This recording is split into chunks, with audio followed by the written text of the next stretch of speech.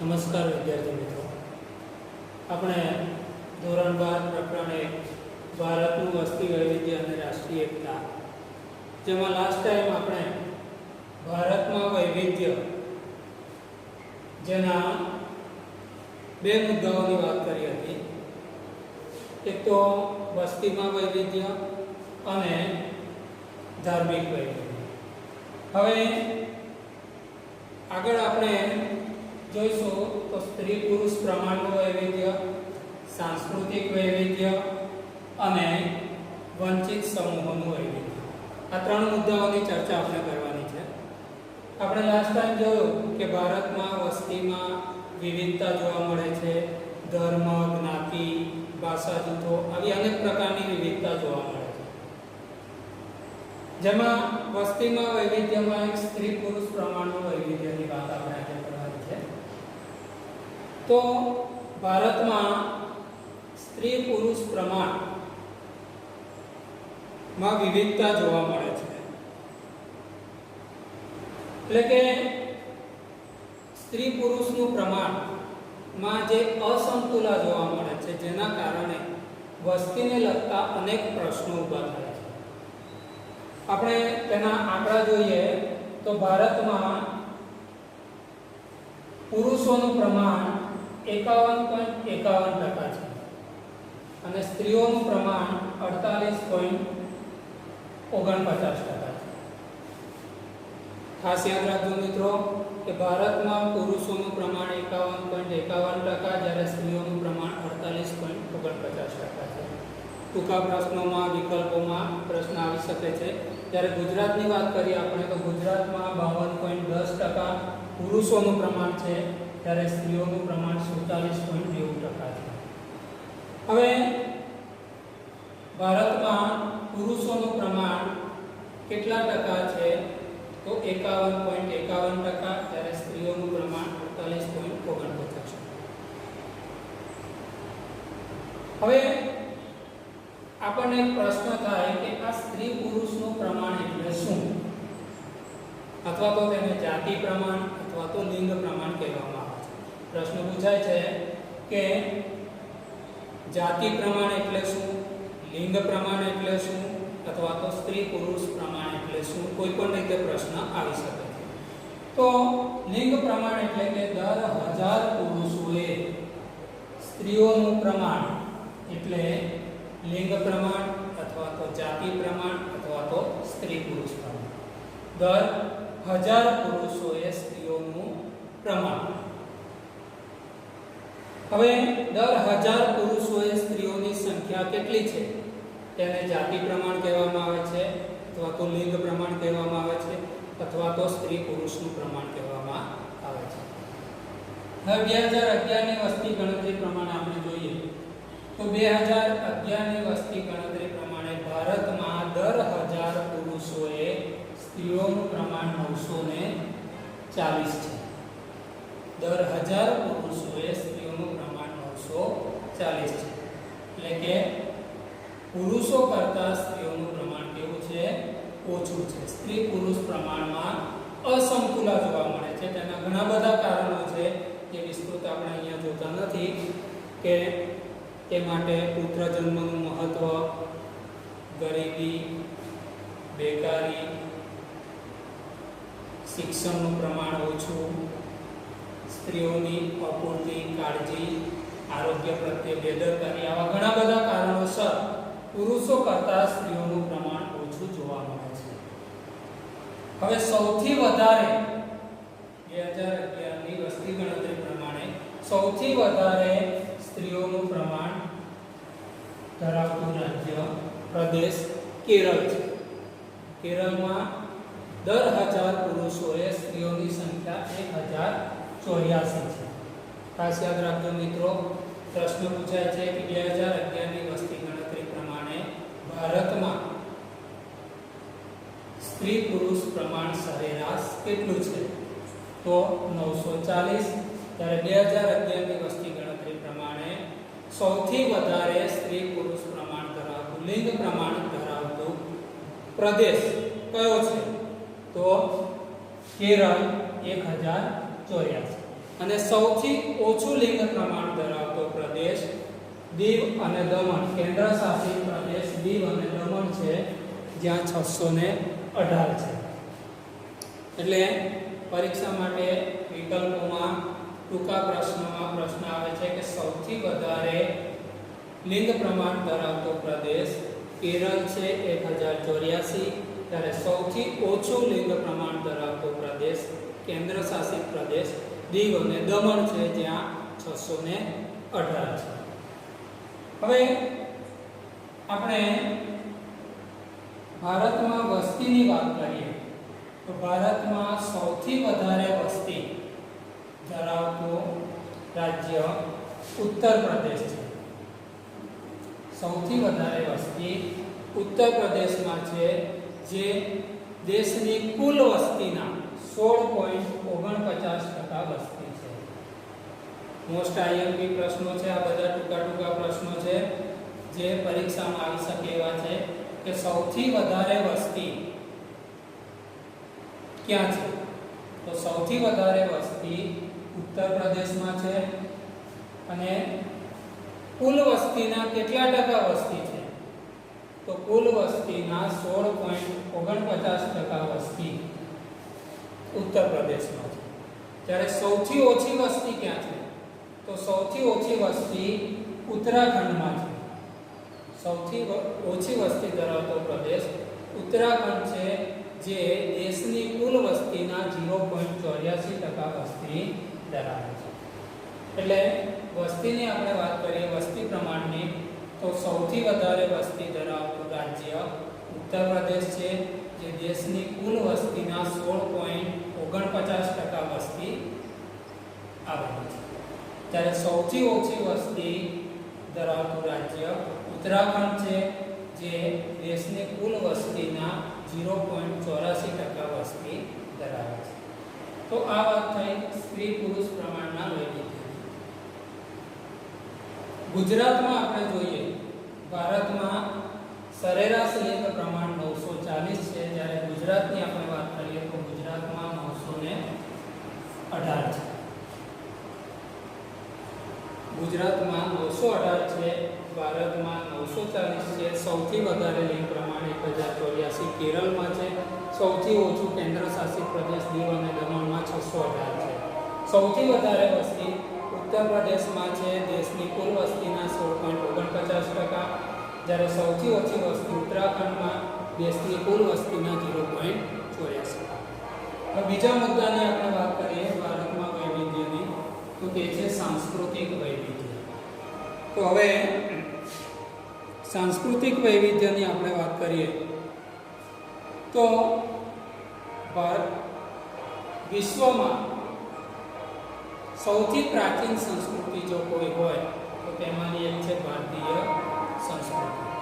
ઘણી બધી સંસ્કૃતિઓ વિશ્વમાં આવી, ઉદય પામી અને અસ્ત, પણ ભારતીય સંસ્કૃતિ એવી છે કે જે પોતાનું અસ્તિત્વ હજુ સુધી ટકાવી રાખે છે. એટલે ભારતીય સંસ્કૃતિ એ વિશ્વમાં સમન્વય અને સાતત્યનું ઉત્તમ ઉદાહરણ છે. ભારતીય સંસ્કૃતિ એ વિશ્વમાં સમન્વય અને સાતત્યનું ઉત્તમ ઉદાહરણ છે. ભારતમાં ઘણી બધી પ્રજાઓ, ઘણા બધા લોકો આવ્યા. ઉત્તર વેદકાલીન, વેદકાલીન, ઉત્તર વેદકાલીન, વેદકાલીન, મધ્યયુગ, બ્રિટિશ યુગ, આમ જુદા જુદા લોકો ભારતમાં આવ્યા. વેપાર, વહીવટ, શાસન, આમ વિવિધ કારણોસર, હેતુસર ભારતમાં આવ્યા. આ વેદકાલીન, ઉત્તર વેદકાલીન, મધ્યયુગ, બ્રિટિશ, આમ વિવિધ તબક્કાના શાસકોના શોખ, વેપાર અને વહીવટના કારણે ભારત દેશ અનેક ગતિવિધિઓથી ધમધમતો રહ્યો છે. અને આ વિવિધ તબક્કાના શાસકોના શોખ, વેપાર અને વહીવટના કારણે જે વિવિધ પ્રકારની ભારતની અંદર જીવનશૈલી જોવા મળે, જુદા જુદા તબક્કાના શાસકોએ પોતાના શોખ, વેપાર કે વહીવટના કારણે જે ભારતની અંદર જુદા જુદા પ્રકારની જીવનશૈલી અપનાવી તેના કારણે ભારતીય સંસ્કૃતિનું નિર્માણ થયું. મિત્રો ખાસ યાદ રાખજો, પ્રશ્ન પરીક્ષાની અંદર આવી શકે છે કે ભારતીય ભાતીગળ સંસ્કૃતિનું નિર્માણ કેવી રીતે થયું. તો વેદકાલીન, ઉત્તર વેદકાલીન, મધ્યયુગ, બ્રિટિશ શાસન, આમ વિવિધ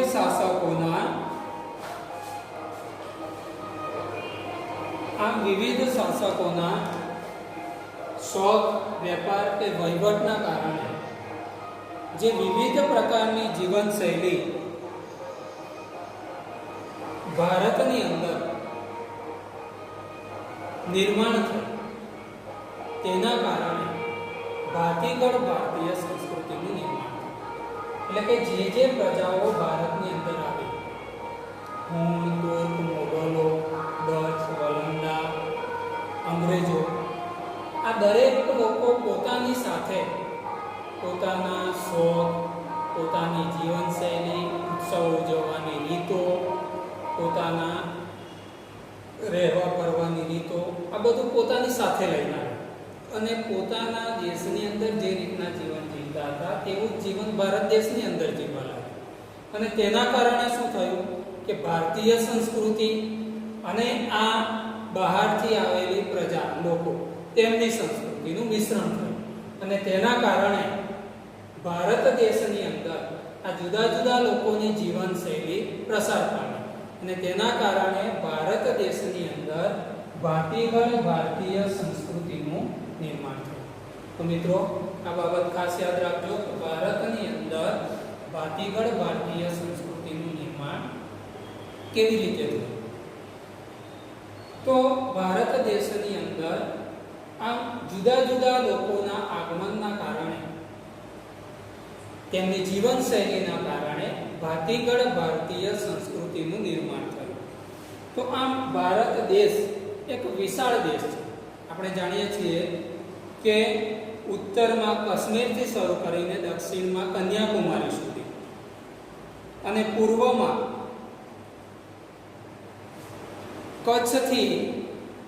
પૂર્વમાં કોલકાતાથી પશ્ચિમમાં કચ્છ સુધી આમ વિશાળ વિસ્તાર ધરાવતો એક ઉપખંડ જેવો ભારત દેશ છે. અને આ વિશાળ ભારત દેશની અંદર અનેક પ્રકારનું સાંસ્કૃતિક વૈવિધ્ય જોવા મળે છે. તો હવે કયા કયા પ્રકારનું સાંસ્કૃતિક વૈવિધ્ય ભારત દેશની અંદર જોવા મળે છે તેની આપણે વાત કરીએ. મિત્રો, મોટા પ્રશ્નની અંદર, નિબંધ પ્રકારના પ્રશ્નની અંદર 5 માર્કનો પ્રશ્ન, ભારતનું સાંસ્કૃતિક વૈવિધ્ય સમજાવો, તો 5 માર્કનો પ્રશ્ન આવે છે. ટૂંકનોંધ પ્રકારના પ્રશ્નમાં આવી શકે છે અથવા તો નિબંધ પ્રકારના પ્રશ્નની અંદર આવે છે. તો ભારતનું સાંસ્કૃતિક વૈવિધ્ય સમજાવો.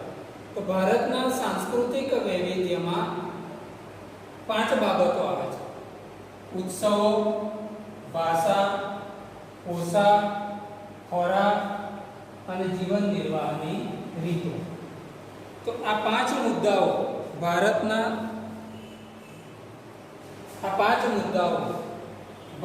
સાંસ્કૃતિક વૈવિધ્યમાં આવે છે. તો 5 માર્કનો પ્રશ્ન, નિબંધ પ્રકારનો પ્રશ્ન અથવા તો ટૂંકનોંધ પ્રકારનો પ્રશ્ન આવે છે કે ભારતનું સાંસ્કૃતિક વૈવિધ્ય સમજાવો. તો તેમાં 5 બાબતો, 5 મુદ્દા છે: ઉત્સવો, ભાષા, પોશાક, ખોરાક અને જીવન નિર્વાહની રીતો. તો આ 5 મુદ્દા યાદ રાખજો મિત્રો. હવે આપણે ઉત્સવોની વાત કરીએ તો આપણે જાણીએ છીએ કે ભારત દેશમાં અનેક પ્રકારના ઉત્સવો ઉજવવામાં આવે છે. સંસ્કૃતમાં કહેવત પણ છે કે ઉત્સવ પ્રિયા ખલુ જના, એટલે કે ભારતના લોકો ઉત્સવ પ્રિય છે. ભારતમાં ઉત્સવો અનેક પ્રકારના જોવા મળે છે. આપણે જાણીએ છીએ કે નવરાત્રી, દશેરા, ગણેશ ચતુર્થી, દિવાળી, હોળી, આવા અનેક પ્રકારના ઉત્સવો ભારતની અંદર ઉજવવામાં આવે છે. એટલું જ નહીં, પરંતુ ખેતીની ફસલને ઉજવતા ઉત્સવો પણ ભારત દેશની અંદર ઉજવવામાં આવે છે. ખેતીની ફસલને ઉજવતા ઉત્સવો જેની અંદર આપણે વાત કરીએ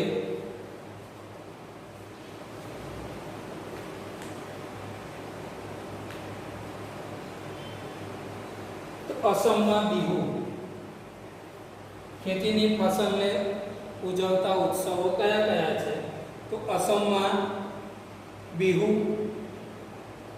તેમજ તમિલનાડુનો પોંગલ, અસમમાં બિહુ, તમિલનાડુનો પોંગલ, તેમજ કેરાલાનું ઓણમ, તેમજ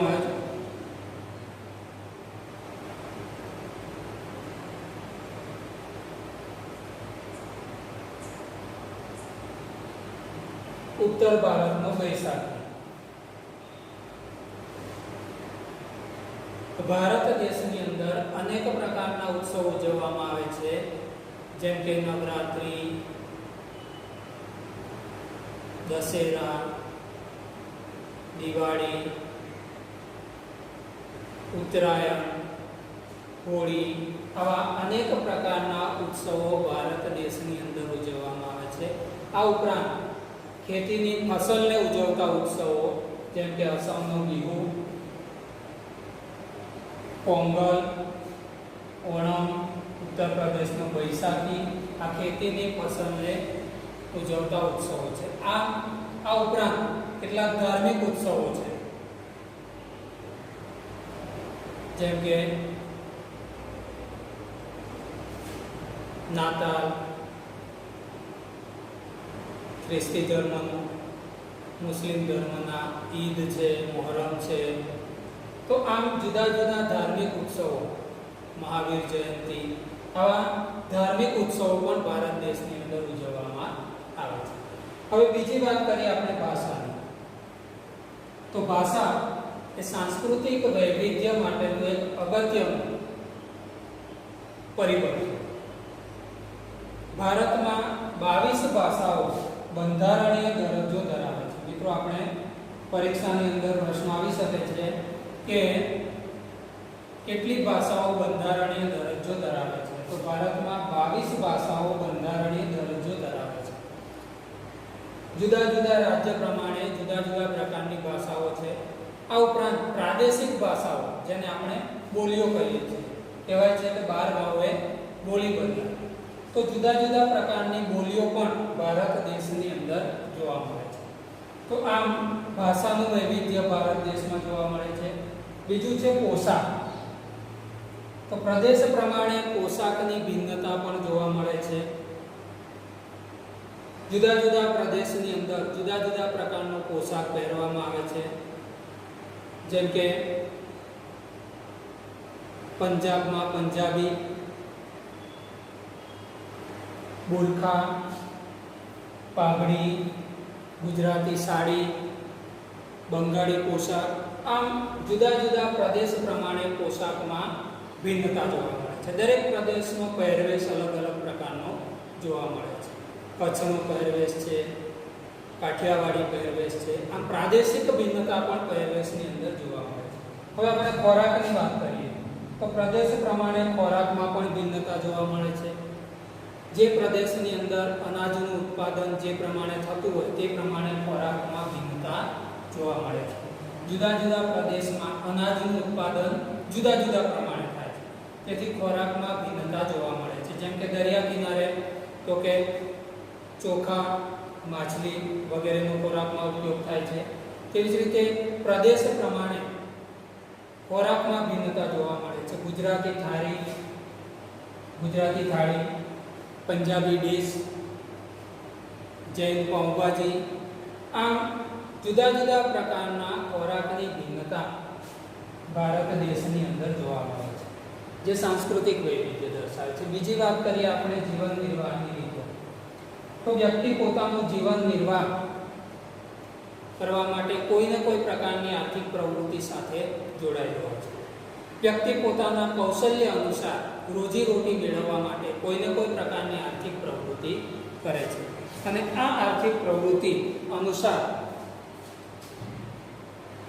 વ્યક્તિ પોતાનું જીવન નિર્વાહ ચલાવે છે. કુટુંબના ભરણ પોષણ માટે વ્યક્તિ પોતાના કૌશલ્ય પ્રમાણે રોજીરોટી મેળવવા માટે કોઈને કોઈ પ્રકારની આર્થિક પ્રવૃત્તિ સાથે જોડાયેલો હોય છે. તો આટલી બાબતો થઈ સાંસ્કૃતિક વૈવિધ્ય. તો મિત્રો 5 માર્કનો પ્રશ્ન, ભારતનું સાંસ્કૃતિક વૈવિધ્ય સમજાવો, જેની અંદર 5 મુદ્દા છે. જે 5 મુદ્દા પ્રમાણે તે લખવાનું છે. હવે આપણે ભારતમાં વૈવિધ્યની બીજી એક વાત કરીએ, વંચિત સમૂહોનું વૈવિધ્ય. તો ભારતમાં વંચિત સમૂહોનું વૈવિધ્ય જોવા મળે છે, જે આપણે અહીંયા વાત કરવાની છે. તો હવે આપણે જોઈએ મિત્રો, તો સ્વતંત્રતા, સમાનતા, બંધુતા, બિનસાંપ્રદાયિકતાના રાષ્ટ્રીય મૂલ્યોથી પ્રેરિત બંધારણની અંદર કેટલાક દરેક વ્યક્તિને મૂળભૂત હકો આપવામાં આવેલા છે અને આ મૂળભૂત અધિકારો અનુસાર જે સમૂહો વિકાસથી વંચિત રહી ગયેલા છે, વંચિત સમૂહ એટલે કે વિકાસથી બાકાત રહી ગયેલા છે, આવા જે સમૂહો છે તેના માટે બંધારણની અંદર કેટલીક વિશેષ જોગવાઈઓ કરવામાં આવે છે અને આવા જે સમૂહો છે તેને 3 વિભાગની અંદર વહેંચવામાં આવ્યા છે. તો વંચિત સમૂહોના 3 વિભાગો છે મિત્રો. એક છે અનુસૂચિત જાતિ, અનુસૂચિત જનજાતિ અને અન્ય પછાત વર્ગો. પરીક્ષાની અંદર પ્રશ્ન આવી શકે છે કે વંચિત સમૂહોના કેટલા વિભાગો છે, કયા કયા? તો વંચિત સમૂહોના 3 વિભાગો છે. અનુસૂચિત જાતિ એટલે કે એસસી શેડ્યુલ કાસ્ટ, અનુસૂચિત જનજાતિ એટલે કે એસટી શેડ્યુલ ટ્રાઇબ અને અન્ય પછાત વર્ગો જેને આપણે ઓબીસી તરીકે ઓળખીએ છીએ, અધર બેકવર્ડ ક્લાસીસ, અન્ય પછાત વર્ગો. તો વંચિત સમૂહોના કેટલા વિભાગો છે? 3 વિભાગો છે. કયા કયા? તો કે અનુસૂચિત જાતિ, અનુસૂચિત જનજાતિ અને અન્ય પછાત વર્ગો. તો આ 3 વિભાગો વિશેષ જોગવાઈ માટે, વિશેષ લાભ આપવા માટે આ 3 વિભાગો દર્શાવવામાં આવે છે. હવે જેમાં આપણે અનુસૂચિત જનજાતિની વાત કરીએ આપણે, એટલે કે આદિવાસીઓ.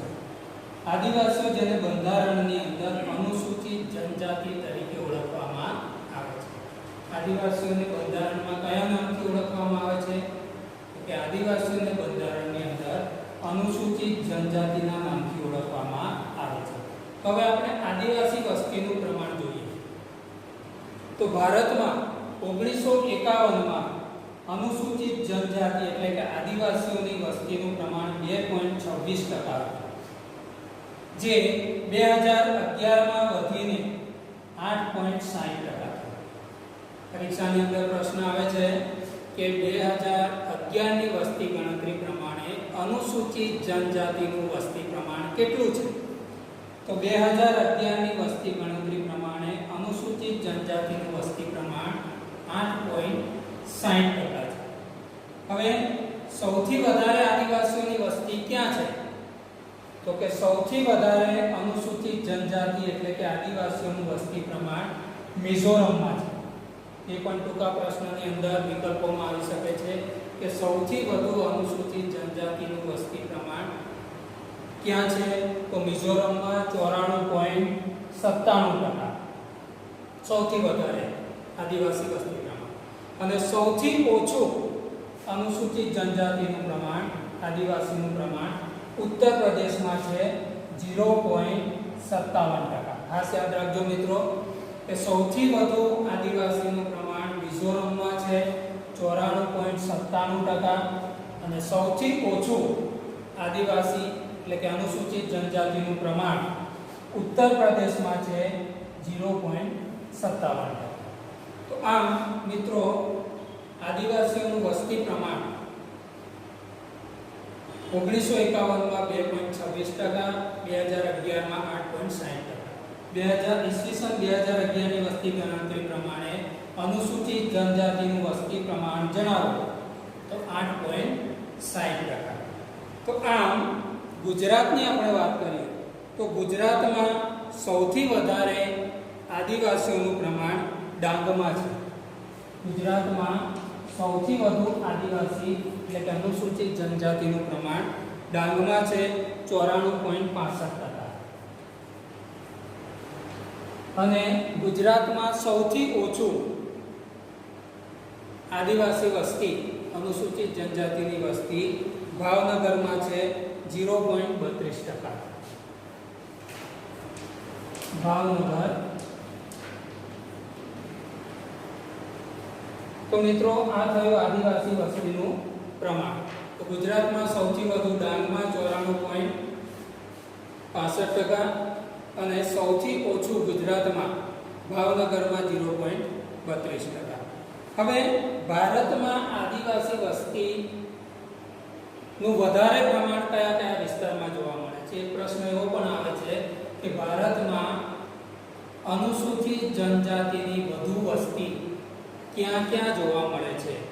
તો તેમાં છે ભારતમાં નાગાલેન્ડ, મિઝોરમ, અરુણાચલ પ્રદેશ, દાદરા નગર હવેલી, લક્ષદ્વીપમાં મોટા ભાગની આદિવાસી વસ્તી જોવા મળે છે. અનુસૂચિત જનજાતિની વસ્તી મોટા ભાગની વસ્તી ક્યાં જોવા મળે છે? તો નાગાલેન્ડ, મિઝોરમ, અરુણાચલ પ્રદેશ, દાદરા નગર હવેલી, મેઘાલય તેમજ લક્ષદ્વીપમાં મોટા ભાગની આદિવાસી વસ્તી જોવા મળે છે. તો મિત્રો આ થયું સાંસ્કૃતિક ભારતમાં વૈવિધ્યની વાત. હવે આગળની વાત આપણે બીજા વિડીયોમાં